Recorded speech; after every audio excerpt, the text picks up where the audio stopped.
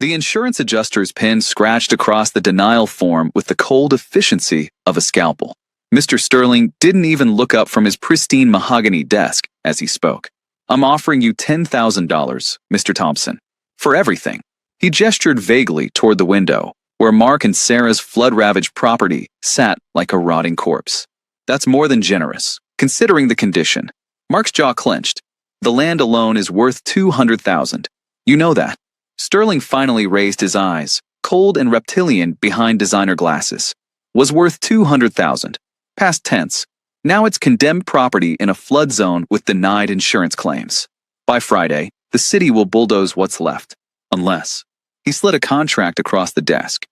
"You take my offer. Today." Sarah's hand found Mark's, squeezing tight. Through the window, she could see their FEMA trailers sitting in the mud, surrounded by the skeletal remains of what had been their home 3 months ago.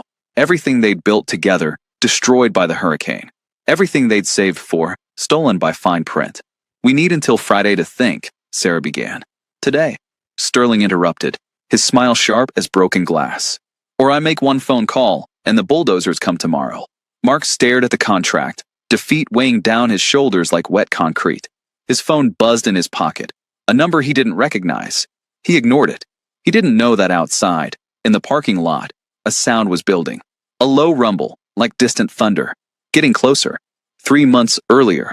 The emergency alert screamed from Mark's phone at 2:47 a.m. Hurricane Helena, Category 4. Mandatory evacuation. Levee failure imminent. Mark bolted upright in bed, his heart hammering. Beside him, Sarah was already awake, staring at her own phone, her face ghostly in the blue light. "The levee," she whispered. "Mark, the levee is going to break." They'd known the hurricane was coming. They prepared, or thought they had.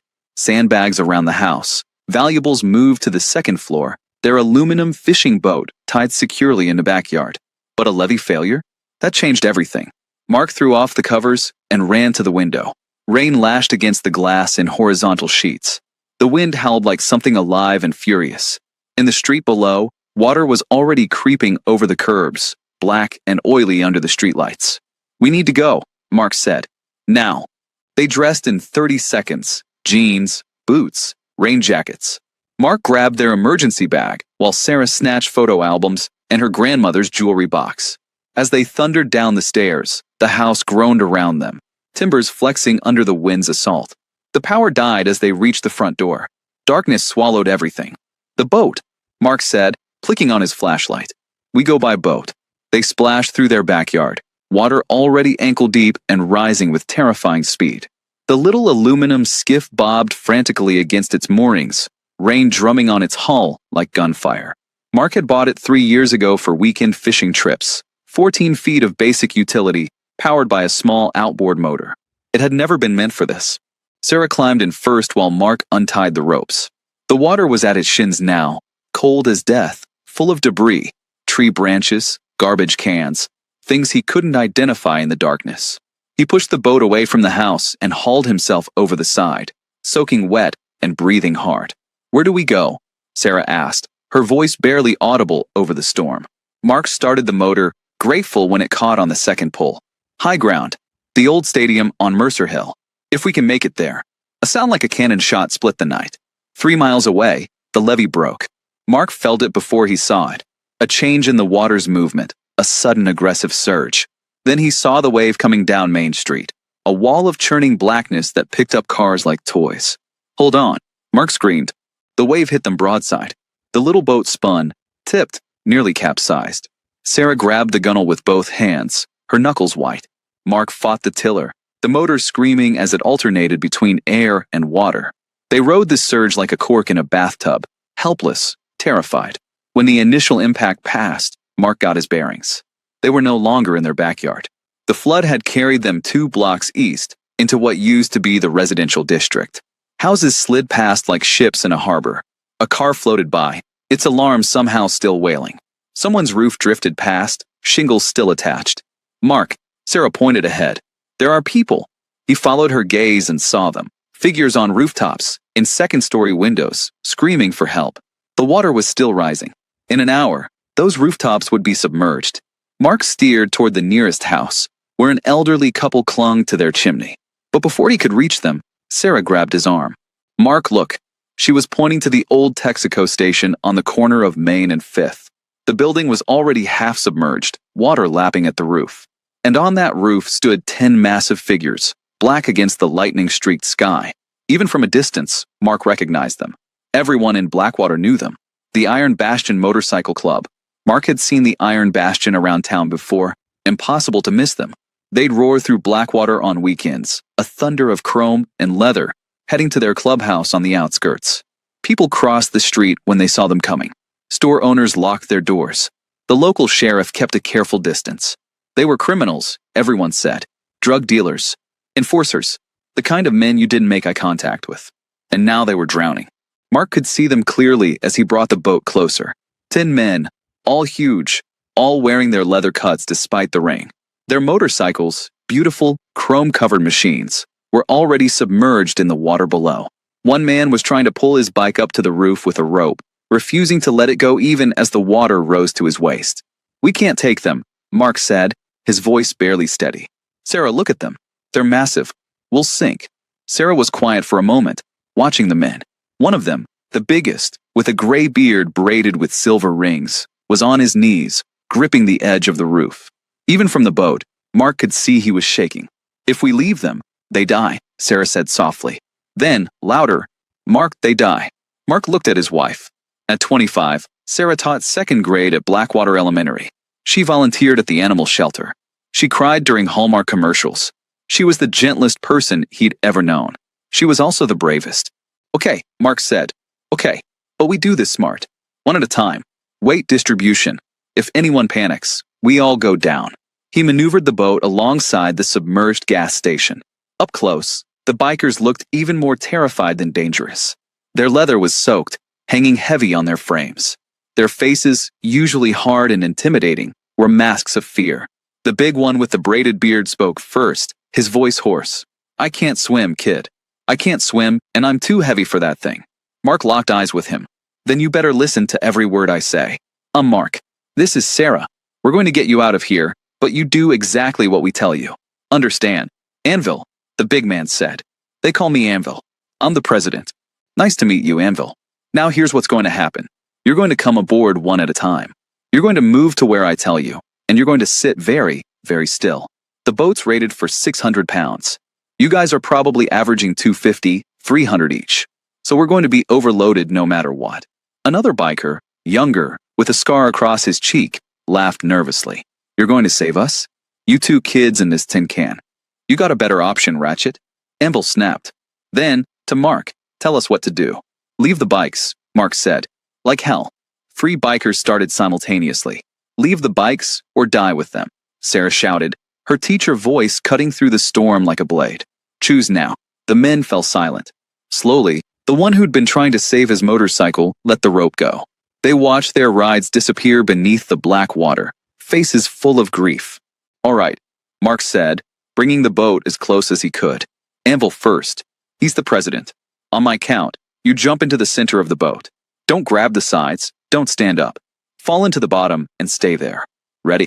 Anvil looked at the gap between the roof and the boat, maybe 4 feet, but it might as well have been the Grand Canyon. The water churned between them, full of debris and chemical rainbows. "I can't," Anvil whispered. Sarah stood up in the boat, against every rule Mark had just laid out, and extended her hand. She was 5'4", maybe 120 pounds soaking wet. Anvil was a giant. "Yes, you can," she said. "I've got you." Something in her voice steadied him. Anvil took a breath, closed his eyes, and jumped. The boat pitched violently to one side. Water poured over the gunwale. Mark threw his weight to the opposite side, and Sarah dropped to her knees, counterbalancing. For one terrifying moment, Mark was sure they were going over. Then the boat steadied. Anvil lay in the bottom of the boat, gasping like a landed fish, his massive frame curled in a fetal position. "Good," Mark said, his heart hammering. "Good." Next, the rest came faster. Ratchet, the scarred one. A thin man they called Ghost. A mountain of muscle named Tiny. Ironic, given he was the largest after Anvil. One by one, they launched themselves into the boat. The aluminum hull sat lower and lower in the water. By the time the 7th man was aboard, water was coming over the sides with every wave. The little outboard motor was straining, barely keeping them moving. 3 more, Mark gritted out. Come on, baby, hold together. The 8th man jumped. The boat listed hard. Sarah bailed water with her hands, desperately trying to keep them afloat. Number 9 made it aboard, an older biker with white hair who immediately started helping Sarah bail. That left 1. The last biker was young, maybe early 20s, with wild eyes and an Iron Bastion prospect patch on his cut. He was standing at the edge of the roof, but he wasn't looking at the boat. He was looking at something in the water behind them. Kid, jump, Anvil roared. My dad's truck, the young one said, pointing.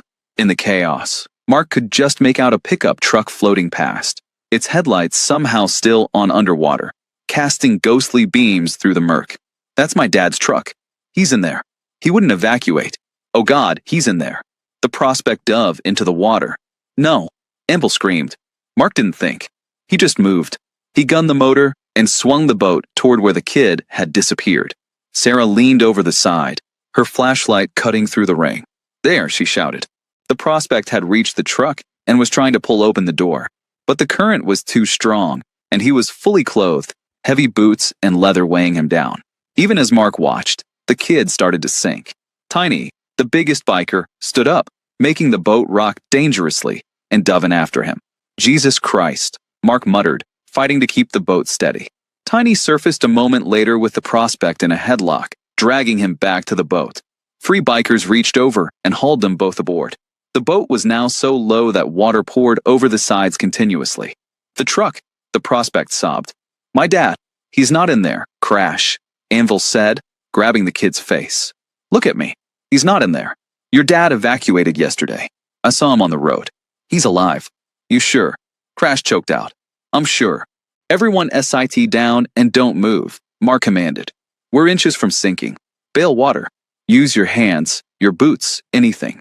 And someone pray to whoever you pray to that this motor doesn't quit. The bikers, these men who wore skulls on their jackets and terror in their wake, became perfectly obedient.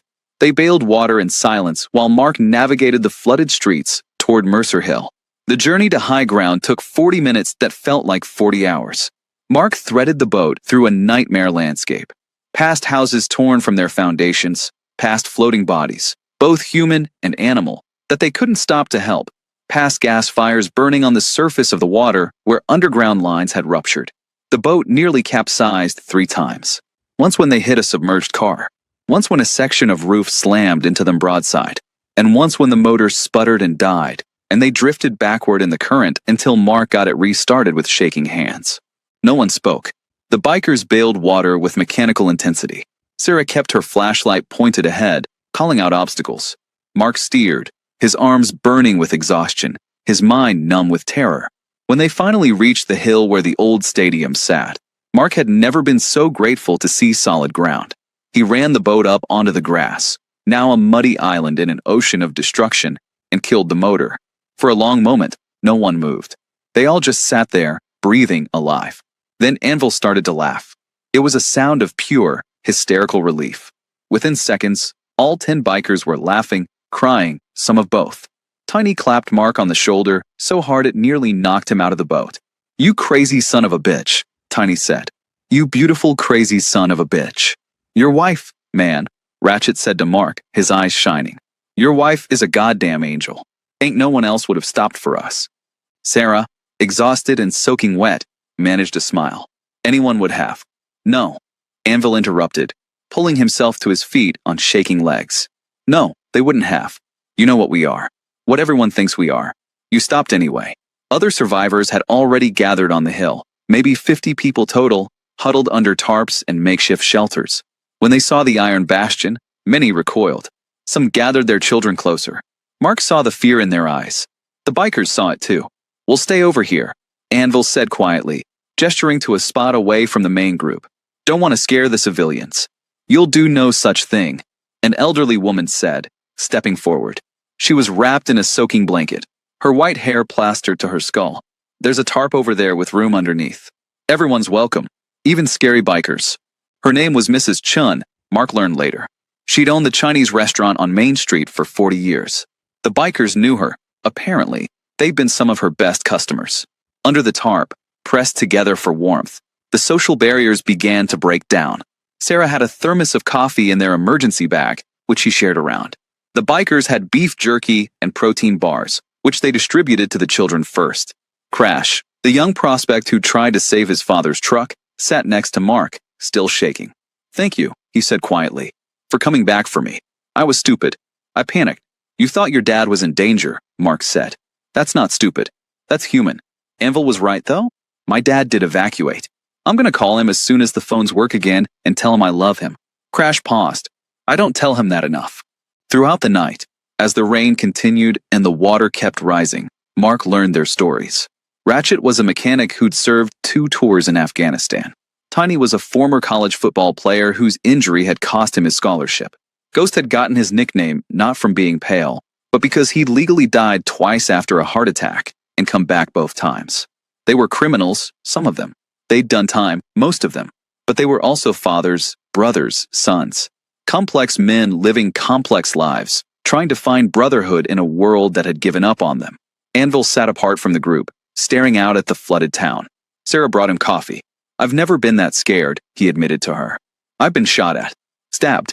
I've had bones broken and teeth knocked out. But that water," he shuddered. "My brother drowned when I was 10. I watched him go under, and I couldn't save him. That's why I can't swim. Never learned. Too afraid." "You faced that fear tonight," Sarah said. "Only because you made me believe I could." Anvil looked at her. "You know what we are, right? What we do. I know what people say you are. And if it's true," Sarah was quiet for a moment, "everyone deserves to live through tonight. Whatever you've done, whatever you'll do tomorrow, tonight, you deserve to be saved. That's all that matters to me." Anvil pulled a soaking wet business card from his pocket. The ink was running, but the phone number was still legible. "If you ever need anything at all, you call this number and ask for me. Anvil Vance. You understand?" Sarah took the card. "Okay. I mean it. The Iron Bastion doesn't forget debts. You and your husband? Your family now. Angels of the Flood. That's what the boys are calling you. You call, we come. No matter what."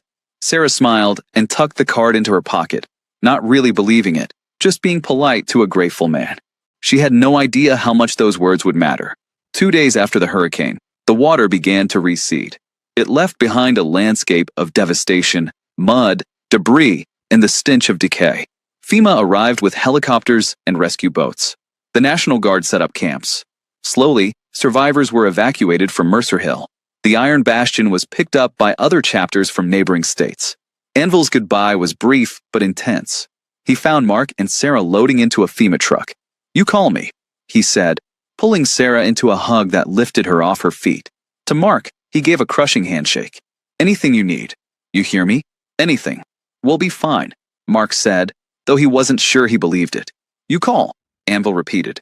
Then they were gone, a convoy of motorcycles thundering down the one dry road out of town. Mark and Sarah returned to what had been their home. The house still stood, structurally intact, but destroyed in every way that mattered. Brown water lines marked the walls 6 feet up. Everything on the first floor was ruined. Furniture swollen and molding, photographs destroyed, appliances full of toxic mud. The smell was unbearable, a mixture of sewage, chemicals, and rot. They bought the house 3 years ago, right after their wedding. A small 2-bedroom fixer-upper in a good neighborhood. They'd painted every wall themselves, refinished the hardwood floors on their knees, planted the garden out back. It had been their dream. Now it was a nightmare. For weeks, they worked. Mark gutted the first floor, hauling ruined belongings to the massive debris piles that lined every street. Sarah tried to salvage what she could.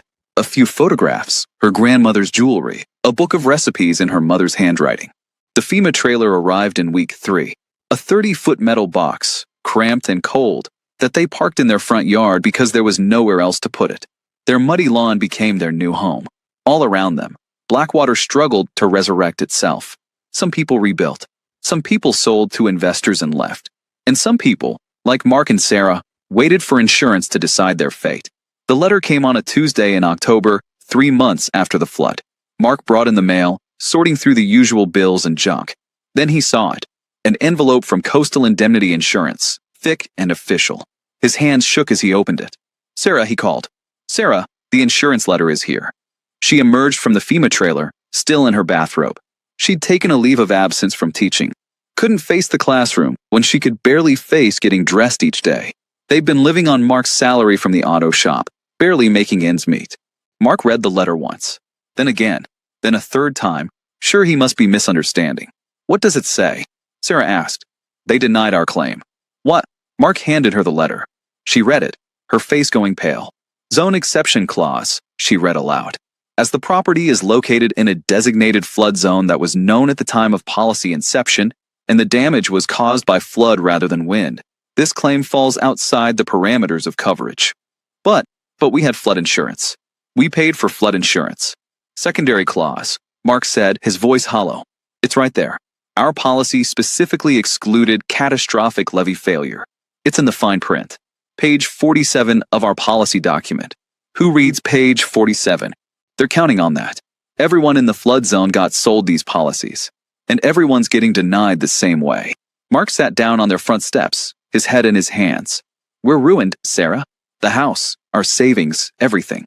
We're $30,000 in debt for repairs we've already made, and we can't afford to finish. The bank's going to foreclose. Sarah sat beside him. For a long time, they didn't speak.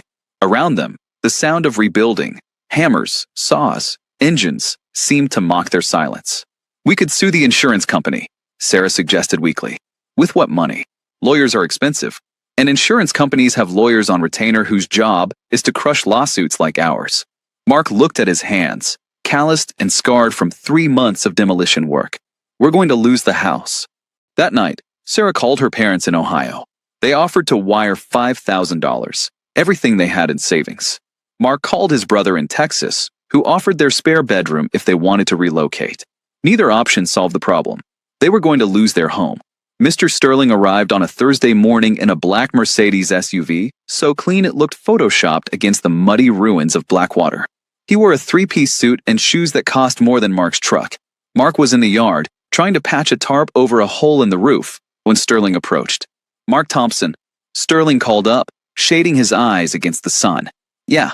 I'm Richard Sterling, Sterling Development Group. I'd like to discuss a business opportunity with you. Mark climbed down from the ladder, wiping his hands on his jeans. Not interested in whatever you're selling. I'm not selling. I'm buying. Sterling gestured to the ruined house. I'm prepared to make you an offer for your property. It's not for sale. Everything's for sale, Mr. Thompson. It's just a matter of price. Sterling pulled out a folder. I've reviewed your situation. Insurance denied your claim. You're facing foreclosure. I can solve that problem. Sarah appeared from the trailer, suspicion written across her face. Who are you? Sterling handed her a business card. I'm a developer. I specialize in disaster recovery. I've been working with the city to revitalize Blackwater. Your property sits on a prime piece of waterfront real estate. Waterfront. Mark laughed bitterly. We're 2 miles from the river. We're 2 miles from the river. The flood changed the geography. The Army Corps of Engineers is designating this entire area as a permanent wetland buffer zone, which means new construction is forbidden unless the developer has a special permit.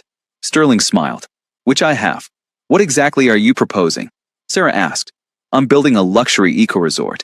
Blackwater Springs. High-end cottages, a spa, a marina. It'll bring jobs, tourism, prosperity to the entire region. He opened his folder and showed them a glossy brochure with artist renderings. It looked like something from a travel magazine. Your property is right in the center of the planned development. I'm prepared to offer $10,000. Mark stared at him. $10,000. This land is worth $200,000. Was worth $200,000. Now it's a condemned property in a flood zone with no insurance coverage. The city's going to bulldoze it within the month unless you make repairs you can't afford. My offer is generous under the circumstances. Get off our property, Sarah said, her voice shaking with anger. Sterling didn't move. You don't understand your position, Mrs. Thompson. I'm not just a random buyer. I've been working with City Councilman Browning. He's prepared to fast-track the condemnation process. If you don't accept my offer by Friday, the bulldozers come Monday morning. You'll get nothing, not even $10,000. You can't do that, Mark said, but his voice lacked conviction. I can and I will. Check with your lawyer if you don't believe me. Sterling placed a contract on their front steps. I'll be in touch. You have until Friday at 5 p.m. to sign. After that, the offer expires. He climbed into his Mercedes and drove away, leaving Mark and Sarah staring at the contract like it was a death sentence. Because that's what it was. For 2 days, they researched. Sarah called lawyers who wanted retainers they couldn't afford. Mark went to City Hall, where he was given the runaround by bureaucrats who wouldn't meet his eyes. They learned that Sterling had been doing this all over Blackwater, buying up flood-damaged properties for pennies on the dollar, forcing out residents who couldn't fight back. He's a disaster capitalist, Sarah said, reading an article on her laptop in the cramped FEMA trailer. He follows hurricanes, wildfires, tornadoes, buys land cheap, makes millions on development. Is it legal? Mark asked. Technically, yes. Immoral as hell, but legal. Thursday night, Mark sat at their tiny table, staring at Sterling's contract. $10,000 wouldn't cover their debts, wouldn't give them a fresh start, wouldn't compensate them for 3 years of memories and work. But it was better than nothing. Maybe we should take it, he said quietly. No, Sarah said. Sarah, we're out of options. Tomorrow's Friday. If we don't sign, we get nothing. At least this way. We fought so hard. Sarah interrupted, tears in her eyes. We saved 10 people from drowning. We've spent 3 months trying to rebuild. We can't just give up now. I don't know what else to do. Sarah walked to the laundry basket. They'd been washing clothes by hand in a bucket. As she wrung out a shirt, something fell from the pocket. A piece of paper, water-stained and barely legible. Anvil's business card. She'd forgotten about it completely. Had worn these jeans a dozen times since the flood without emptying the pockets. The card had been through multiple washings, the ink mostly gone. But the phone number was still visible. Sarah held it up to the light, squinting. She could just barely make out. 555-0147. Mark, she said. The bikers. What? The bikers? Anvil. He said if we ever needed anything. She was already reaching for her phone. Sarah, they're criminals. What are they going to do? Threatened Sterling. I don't know, but I'm out of ideas, and tomorrow's Friday. She dialed the number before she could talk herself out of it. It rang 4 times. Then, yeah. Is this Anvil? This is Sarah. Sarah Thompson. From the flood. The boat. A pause. Then, Sarah. Angel Sarah from the boat. Yes. We need help. You said if we ever needed anything. Where are you? Blackwater. Our house on Maple Street. But Anvil, it's not. We're 4 hours out. Don't sign anything. Don't do anything. Don't let anyone push you around. We're coming. Anvil. Wait. I should explain. The line went dead. Sarah looked at Mark. He's coming. Who's coming? Just him. He said we. Sarah, what did you do? She didn't know how to answer that. She'd called a biker gang for help against a predatory developer. It sounded insane when she thought about it that way. But she'd saved their lives once. Maybe they'd return the favor. Or maybe she'd just made everything worse. Friday morning dawned clear and cold. Mark and Sarah were sitting on their front steps at 9 a.m. when they heard it. At first, Mark thought it was thunder. Then the sound grew louder, more distinct. Not thunder. Engines. They came around the corner in a formation that looked almost military. 2 columns of motorcycles, at least 50 bikes total, all chrome and black leather. At the front rode Anvil on a massive custom chopper. Behind the bikes came trucks. Pickup trucks, flatbed trucks, cement mixers, a crane. The convoy stretched for blocks. The motorcycles pulled into the yard and the street, parking in perfect formation. The riders dismounted. Mark recognized some of them from the flood: Ratchet, Tiny, Ghost, Crash. But there were dozens more, members from other chapters, all wearing the Iron Bastion colors. Anvil walked up to Sarah and pulled her into a hug. Hey, Angel, you look like hell. Sarah laughed, tears already starting. You came, said I would. He looked at the ruined house, then at Mark. Captain, tell me what's going on. Mark explained, the denied insurance, Sterling's offer, the threat of condemnation. As he talked, more bikers gathered around to listen. Their faces grew harder with each detail. When Mark finished, Anvil turned to a thin man with a gray ponytail. Razor, you still practicing law? Barred in 4 states, Razor confirmed, including this one. Look into this Sterling character. See if his permits are actually legit.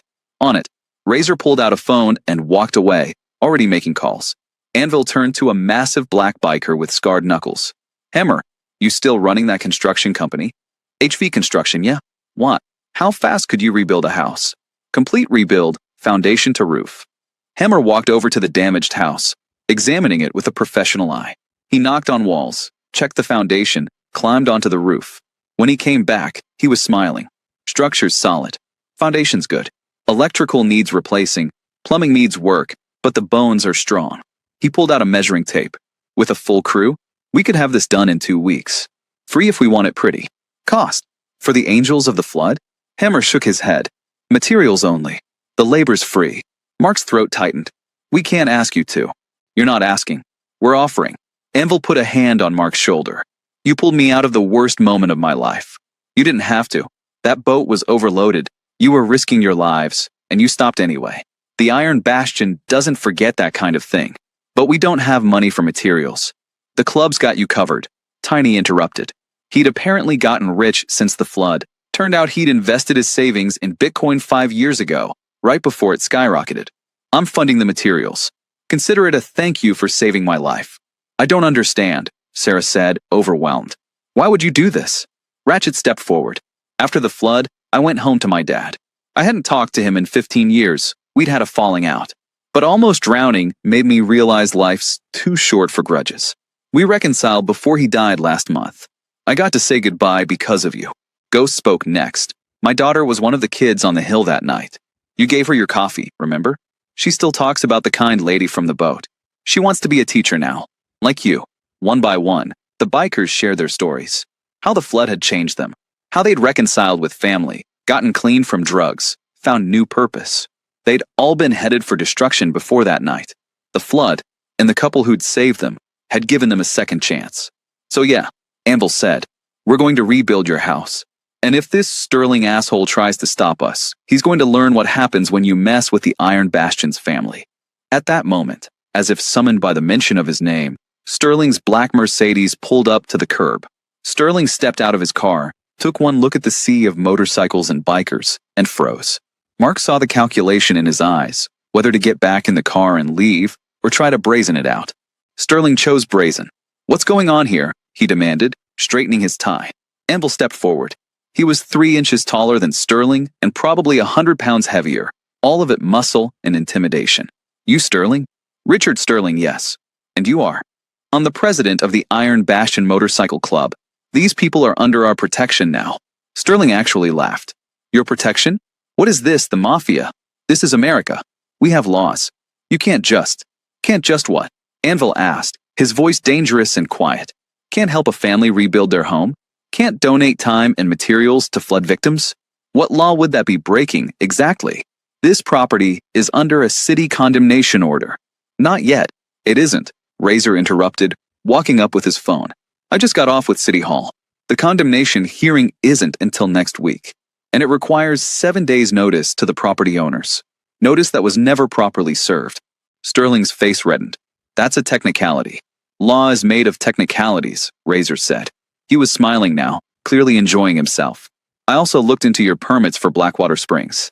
Interesting thing, your environmental impact study was never completed.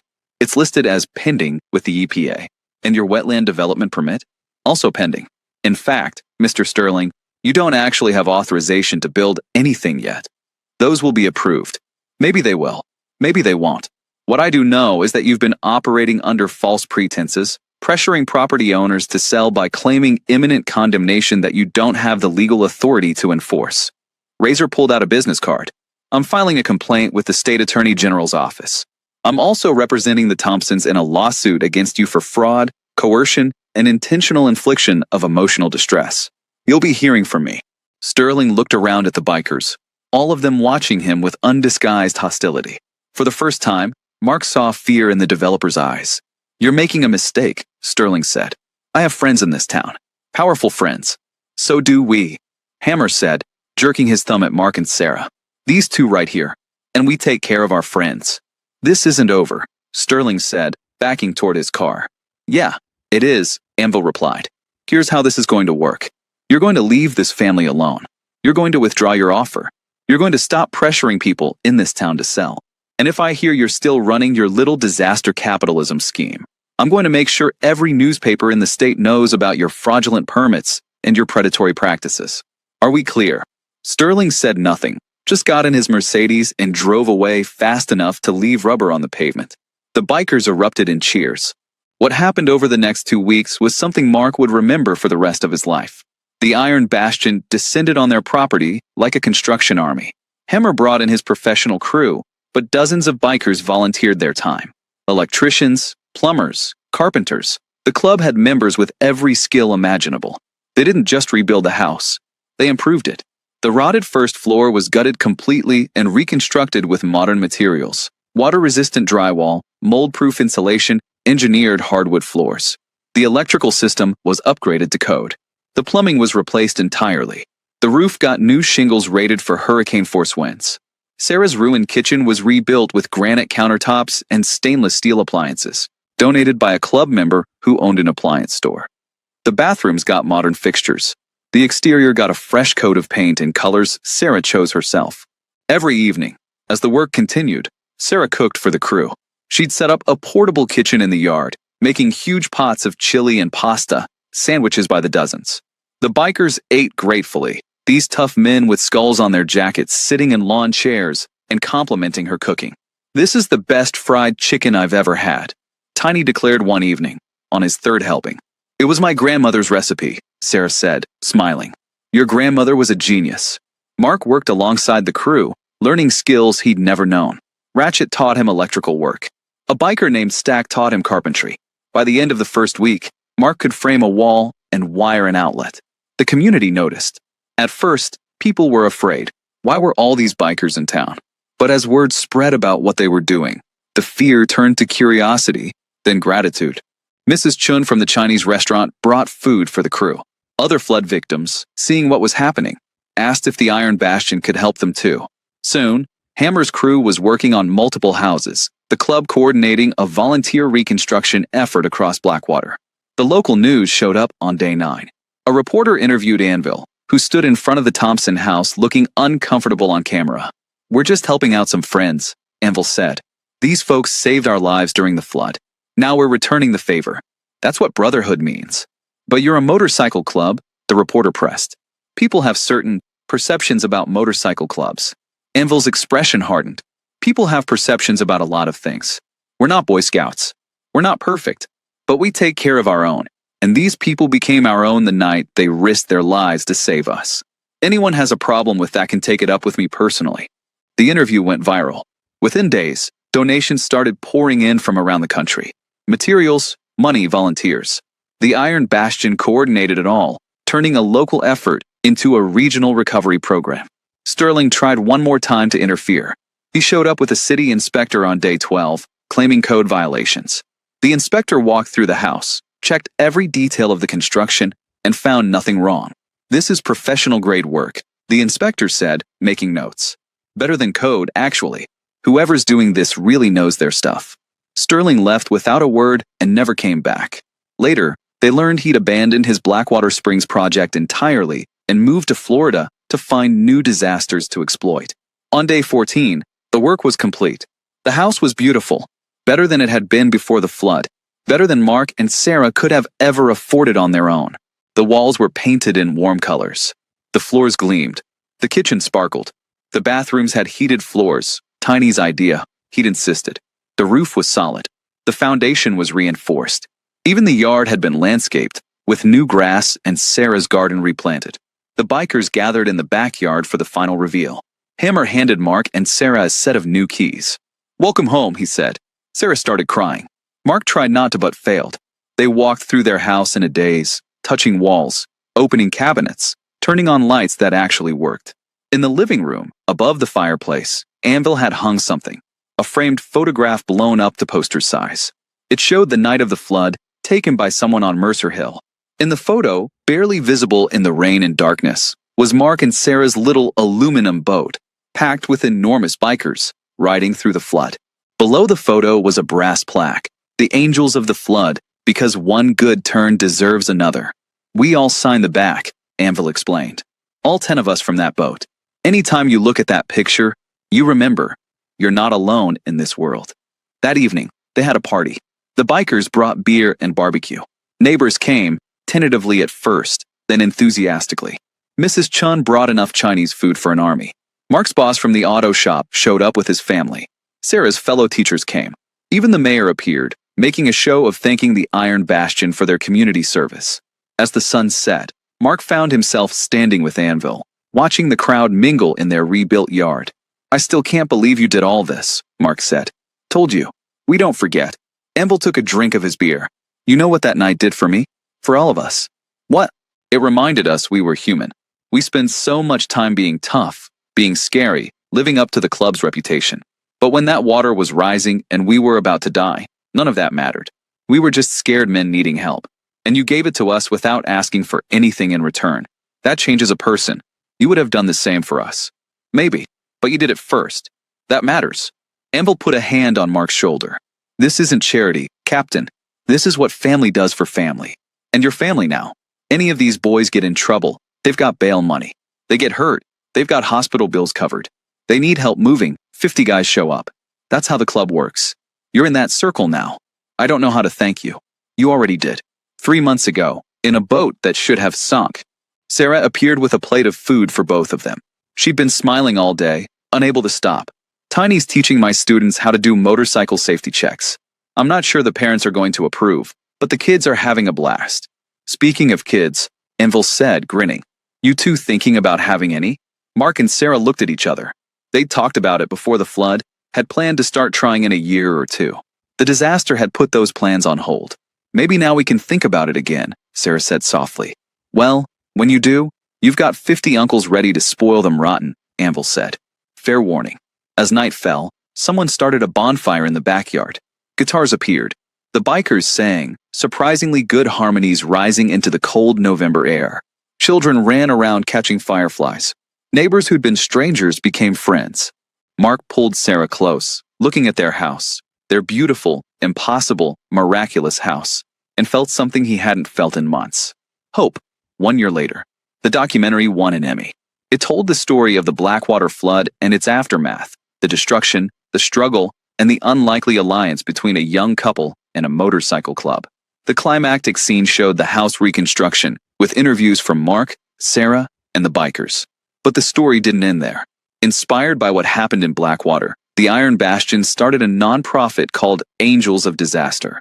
They coordinated with FEMA now, showing up after hurricanes, tornadoes, wildfires. They brought construction crews, supplies, and muscle. They rebuilt homes for people who couldn't afford it, protected vulnerable populations from disaster capitalists, and changed the narrative about what motorcycle clubs could be. Sterling filed bankruptcy after his fraud was exposed. His development company collapsed.